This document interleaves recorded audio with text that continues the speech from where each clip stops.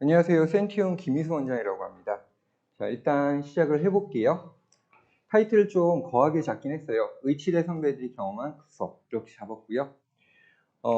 오늘 저는요 최상위권 학생들하고 같이 공부를 해본 경험을 바탕으로요 예비 고1 올바른 학습법에 대해서 좀 전달을 해드리려고 합니다. 자, 일단은요 지금 교육 이슈 중에 가장 큰 키워드가요 문해력이라는 말이 있는 것 같아요. 자, 제가 한국경제에서 나왔던 기획기사 잠깐 조금 집어넣어 봤는데요. 이 정도로 이야기를 하고 있네요. 디지털 시대가 됐고 그래서 학생들이 읽지 못하는 친구들이 많다. 수학 영어를 잘해도 읽기 능력, 문해력이 떨어져서 고등점을 못하는 학생들이 굉장히 많다. 이런 얘기들이 학원마다 설명회마다 진짜 굉장히 많이 나오고 있고요. 학부모님들도 이 부분에 대해서 좀 고민을 많이 하고 있으신 걸로 압니다. 그런데 저 같은 경우에는요, 이런 이야기가 많이 나오고 있음에도 불구하고 우리 아이들이 진짜 문해력 때문에 학업 성적에 문제가 있다라는 의견에는요, 100% 동의를 하진 않아요. 이유가 뭐냐 하면 문해력이 좀 떨어진다고 판단되는 아이들조차도 굉장히 뛰어난 학업 성취도 이루고 이렇게 내고 성취도를 올리는 친구들이 있고요. 그 친구들이 실제로 굉장히 좋은 대학을 진학을 하고 있거든요. 그래서 이 부분은 단순히 글을 읽는 능력을 이야기할 게 아니라 우리 아이들이 지식을 어떻게 받아들이고 학습을 하는지 우리 아이들의 입장에 서서 그 지식을 받아들이는 구조를 좀 알아봐야 되지 않을까라는 생각을 합니다. 자, 그래서 이런 간단한 이미지 두 개를 제가 준비를 해봤어요. 이쪽 디지털이라고 되어 있는 부분이요, 우리 아이들이 정보를 습득하는 형태를 보여주고 있고요. 아날로그라고 하는 이 부분이 우리 어른들이 지식을 습득하거나 지식을 전달하는 방법에 대한 이미지가 돼요. 일단은요, 디지털 시계 보면 이렇게 되거든요. 12시 1분, 2분, 3분 30초 정확하게 딱딱딱 직관적으로 알 수 있게 정보 전달이 되고요. 이 정보를 받아들일 수 있어요. 그런데 이거 저희 몇 시야? 라고 물어보면 뭐라고 대답하죠? 2시 5분이야. 이렇게 잘 대답 안 해요. 2시 5분쯤 됐을걸? 10분 지나가고 있는데 15분에 가까워. 이런 식으로 얘기하거든요. 다시 이야기하면 이 정보를 받아들이는 입장에서는 다시 한번 눈치를 보고 맥락이 어떤지 이해를 하는 부분이 필요하다는 거예요. 우리 아이들이 모자른 건 이 부분이겠죠. 자, 그러면 이게 어떻게 학습에 적용이 되는지를 간단한 예시 두 가지 정도 놓고 어머님들하고 이야기를 해볼게요. 휴대특별용법이라는 문법이 있어요. 저희 그 자료집 보시면 조금 보실 수 있는데 가독성이 떨어지는 자료집 보시면서 들으시면 돼요. 휴대특별용법이라는 문법은 고등학교에서 출제 포인트가요, 이 용법을 적용할 것인가 적용하지 않을 것인가 판단해서 문제를 푸는 데 있는데요. 보통 선생님들이 설명을 어떻게 하시냐면 이렇게 설명을 하세요. 휴대용법은 뭐뭐 해야 한다라는 의미가 해석상 자연스러울 경우에는 적용을 하고 그렇지 않을 경우에는 적용을 하지 않는다 라고 설명을 보통 하세요. 그래서 아이들이 만나는 이런 두 개의 문제가 있는데요.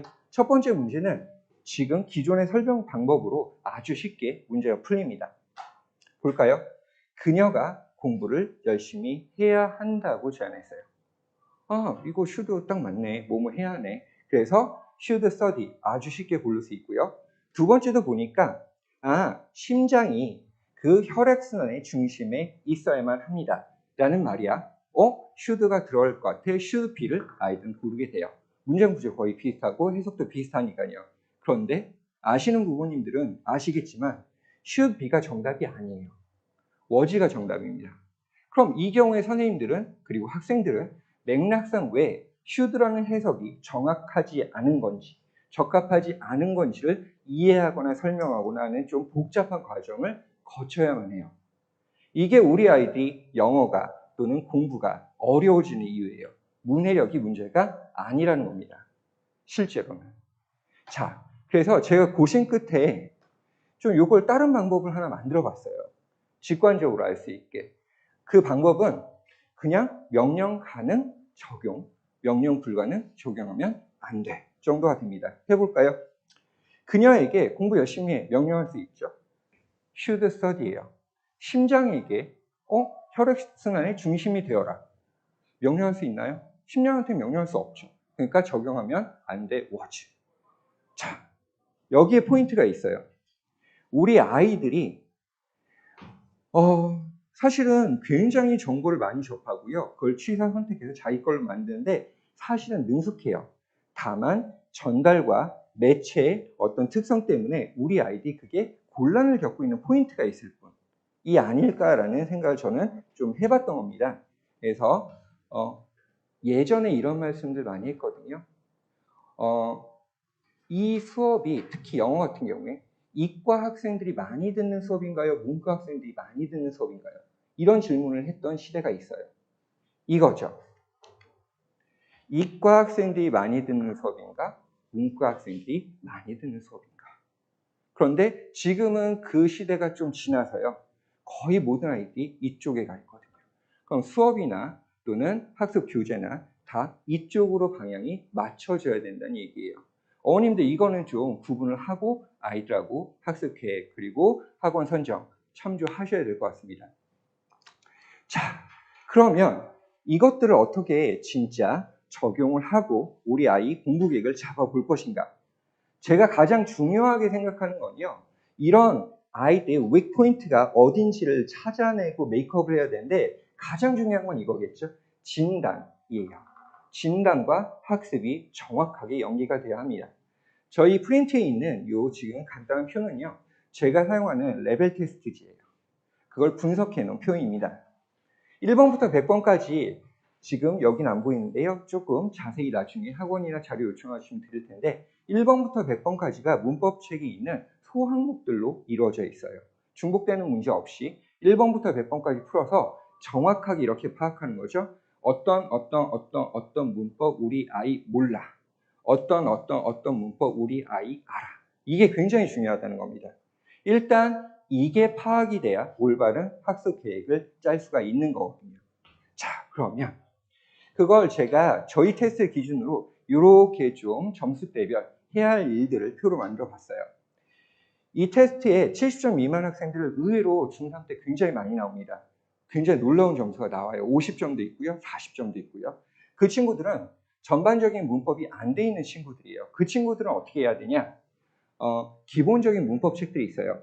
서점에 나가시면 그래머 1, 2, 3 이렇게 돼 있는 책들 중에 3권 정도예요. 그걸 2번, 3번, 최대 4번까지 돌려야 점수가 움직이기 시작합니다. 근데 이걸 굉장히 짧은 시간에 돌려야 돼요. 반복 학습 아니고요. 각각의 다른 출판사의 책들, 조금 색깔 틀린 것들을 1권, 2권, 3권. 쉽게 얘기해서 수업을 한 3번 정도 같은 내용들을 들어줘야 우리 아이들이 적응도가 조금 올라옵니다.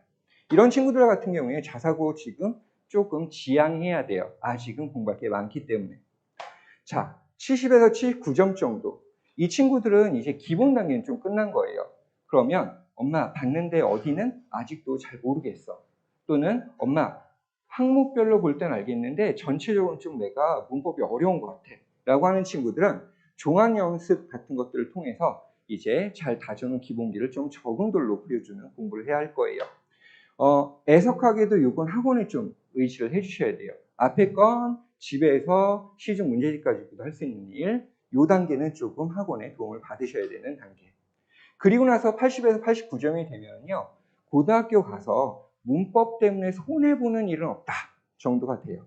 이 친구들이 특히나 이 진단이 중요합니다. 그러면 100개의 문항 중에 뭐 20개에서 뭐 아니면 10개 뭐 이 정도 내외로 틀리는 거잖아요. 그럼 이때 또 다시 혼자 공부할 수 있는 시기가 오는 거예요. 어떻게 공부하시냐면 우리 마더텅이나 고교 영문법 몇 천제 뭐 이런 책들 있잖아요. 그 책들의 편제는 이런 소항목들이 쫙 있고요. 거기에 간단하게 연습할 수 있는 반복 문제가 쫙 실려 있는 거예요. 그러면 이 표를 놓고 10개 이 항목들을 찾아서 그것만 풀이 시켜주시는 겁니다. 그 책을 다 푸는 건요, 정말 쓸데없는 짓이에요. 마더텅 같은 걸 처음부터 끝까지 푸는 건 하지 마세요. 그건 일반적인 문제집으로 이렇게 하시고 요 단계에서만 쓰시는 거예요. 그래서 책 한 권에 빈 곳이 있어요. 그렇게 해서 메이크업을 하시면 이제 90점이 넘어가게 되면 이때부터는 좀 문법이 오히려 우리 아이의 강점, 유리한 점이 생긴다라고 보시는데, 여기서의 포인트는요. 95점인데 이 5개를 더 맞추려고 할 필요는 없다는 거예요. 이때 해야 될 일은 딱 하나. 이 5개의 항목을 우리 아이가 알고 있는 거예요. 나는 이 문법이, 도치의 이 부분이 어떤 부분이 나 잘 몰라 를 알고만 있으면 시험 전날 또는 시험장에서 그걸 떠올리기만 하면 이 정도 점수대 아이들은요, 그 문제를 틀리지 않아요. 중요한 건 내가 무엇을 모르는가를 인지하고 있는 겁니다. 단계별로 조금은 그런 가닥이 잡히셨으면 해요. 도움이 되시면 좋을 것 같고요. 그럼 이것들을 이제 어떻게 저는 풀어나갈 것인가? 간단히 교재 소개를 통해서 좀 안내를 해드리자면, 정규 교재와 내신 교재를 저는 따로 분리해서 진행을 합니다. 정규 교재는 독해 교재, 오직이라는 독해 교재가 있고요. 자, 문법 교재는 Only Grammar라는 교재가 있는데요. 이게 수준별로 여러 권으로 구성되어 있는 책들이에요. 그래서 어떤 단계 친구들은 반복해서 해야 하니 거기에 맞게, 어떤 친구들은 약점을 걸러내야 되니 거기에 맞게, 어떤 친구들은 종합 연습 문제를 풀어야 되니까 거기에 맞게 구성이 되어 있고요. 아까 진단하고 나서 제가 간략하게 이야기했던 그것들을 교재로 녹여냈다고 보시면 되겠습니다. 자, 그 교재를 통해서 1번 원리를 세울 것이고, 예외사항을 2번 정확하게 알게 할 것이고, 세 번째 오답을 통해서 우리 아이가 어떤 부분이 자기가 모르는지 인지시키는 그런 형태로 학습을 해 나갈 겁니다. 자, 관리 굉장히 중요하죠. 그래서 이런 것들이 아무리 잘 돼 있어도요, 영어라는 학습의 특성상 관리가 되지 않으면요, 사실은 실력 향상이 조금 어려울 수 있거든요. 그래서 매시간 단어, 그리고 매시간 모의고사, 그리고 매시간 과제 검사 등 일반적으로 보통 선생님들이 하는 모든 관리를 조금 더 충실하게 탄탄하게 진행하려고 해요. 예비고일 과정에서 제가 진행하는 수업들이 약간 특이점이 있는데요. 이런 점은 있을 것 같아요. 예비고일 과정에서 제가 중요하게 하는 첫 번째 관리의 포인트는 어휘예요. 자, 그리고 두 번째는 복습 시험이고요. 세 번째는 모의고사 풀이예요. 이렇게 세 가지를 좀 중요하게 생각을 하는데, 자, 복습 시험을 제외하고 모의고사 어휘는 학생들마다 좀 디테일하게 수준에 맞게 진행을 할 겁니다. 저희 조교팀들이 워낙에 탄탄하게 갖춰져 있기 때문에 개인별 진행하는 거 어려움 없거든요. 그 개인별 진행으로 우리 아이가 좀 더 효율적으로 공부할 수 있도록 학습에 도움을 주려고 하고 있습니다. 자, 그 수업들이 녹아있는 게 사실은 제가 여름방학부터 예비고일 강좌를 시작해서 이제 지금 개강하는 11월 수업은 벌써 세 번째 시즌이 돼요. 시즌을 이렇게 좀 잘게 나눈 이유는요, 아까 제가 말씀드린 대로 여러 번 반복해야 한다고 했잖아요. 그래서 문법 독해 기준으로 세 번째 시즌 11월 달, 그리고 마지막 시즌이 1월 달이거든요. 그래서 11월 달 개강하는 것과 1월 달 개강하는 걸로 최소한 문법 독해 2회 독은 끝난 상태로 고등학교 진학하는 걸 목표로 하고 있습니다.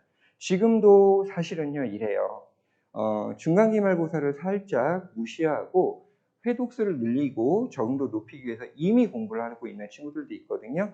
그런 것들도 부모님들은 좀 염두에 전략적인 선택을 잘 해주셔야 될 것 같아요. 자, 월금 화목반이 있고요. 저녁 7시부터 10시까지 저희 학원에서는 두 강좌 진행하고요. 다른 학원들 시간표도 있긴 한데 지금 이 근처 학원들이 아니기 때문에 시간표는 참조를 해주시면 되겠습니다. 강의 계획서 잠깐 집어넣어 놨는데요. 제가 실제로 11월 시즌에 어떤 것들을 아이들하고 같이 공부하는지에 대해서 간략하게 교재, 그리고 교재 중점 내용들 이런 것들 적어놨어요. 요거 참조하셔서 아마 선택에 좀 도움을 받으시면 좋을 것 같습니다. 앞에 선생님들이 좀 시간을 활용을 많이 해주셔서요. 지금 사실은 입시 설명을 좀 들으셔야 되잖아요. 고교 선택 굉장히 중요한 파트가 있어서 제가 좀 아주 간략하게 빨리 진행을 해봤습니다. 근데 제가 여기 원장이기 때문에 언제나 이 자리에 있고요. 상담은 특히 영어 쪽 상담은, 그리고 이 근처 학교들 상담은 제가 직접 진행해 드리니까요. 필요하신 학부모님들은 저한테 연락을 주시면 될 것 같고요. 학원은 연락 주시면 돼요. 그리고 제가 꼭 부탁드리는 건요. 국영수 모두 정확한 진단을 먼저 하고 계획을 짜시는 게 중요하다라고 말씀을 드리고 싶어요. 진단 테스트 같은 경우에 영어 같은 경우에 제가 사용하는 테스트는 2시간 정도 걸려요. 길어요. 이유는 그래야 정확하게 진단이 되기 때문이거든요. 그래서 저희 학원 수업을 신청을 안 하시는 학부모님들일지라도 일단 무료로 테스트를 진행해드리고 있기 때문에 조금 도움을 받아보셨으면 어떨까 하는 이야기로 제 설명에 간단하게 마치도록 하겠습니다. 감사합니다.